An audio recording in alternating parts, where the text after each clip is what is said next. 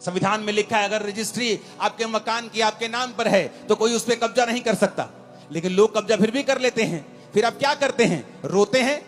क्या रोने से घर छूट जाएगा? आप लड़ेंगे, वो गैर कानूनी है।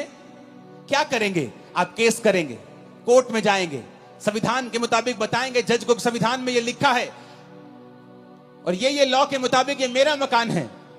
लेकिन आपको ये भूल गया कि बाइबल आपका संविधान है। शैतान ने आपकी सेहतों के ऊपर कब्जा किया हुआ है, आपके बच्चों को नशों में लगाया हुआ है, उसने आपके घराने पे आपके फाइनेंस पे कब्जा किया हुआ है। आप सिर्फ रोते हैं, रोने से कुछ नहीं होगा। कंप्लेंट करते हैं, उससे भी कुछ नहीं होगा।